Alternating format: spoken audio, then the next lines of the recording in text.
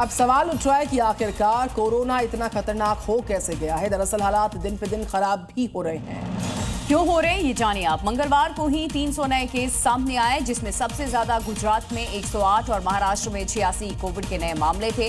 इस तरह भारत में अभी कोरोना के 4302 एक्टिव मामले हैं और संक्रमण 27 राज्यों केंद्र शासित प्रदेशों से फैल चुका है, जिसमें सबसे ज्यादा 1373 एक्टिव केसेस तो केरल में ही है। महाराष्ट्र की बात करें 510 एक्टिव केसेस के साथ ही दूसरे पायदान पर आ गया है। कोरोना के नए वेरिएंट से देश में जनवरी से अब तक 44 लोगों ने दम तोड़ दिया। देखिए, इसमें 37 मरीजों की मौत बीते 5 दिनों के भीतर हुई है, यानी कि जो कोरोना है वो अब तेजी से फैल रहा है और इसकी वजह है कोरोना का नया वेरिएंट JN.1। इसीलिए सतर्क रहना बेहद जरूरी है, क्योंकि अगर इस बार महामारी फैली तो हालात बुरे हो सकते हैं।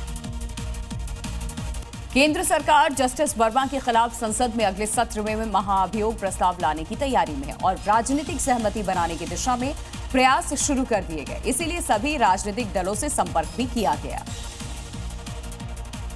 सूत्रों के मुताबिक पीएम मोदी से लेकर गृह मंत्री अमित शाह, कानून मंत्री अर्जुन राम मेघवाल और राज्यसभा में नेता सदन जेपी नड्डा के बीच अलग अलग बैठकें हुई और लंबा मंथन चला।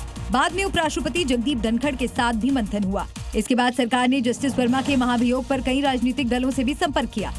संसदीय कार्य मंत्री किरेन रिजिजू इस काम में विपक्ष से बातचीत कर रहे हैं और सरकार मॉनसून सत्र में महाभियोग लाने की तैयारी कर रही है। सूत्रों के मुताबिक महाभियोग पर प्रस्ताव पहले राज्यसभा में आ सकता है।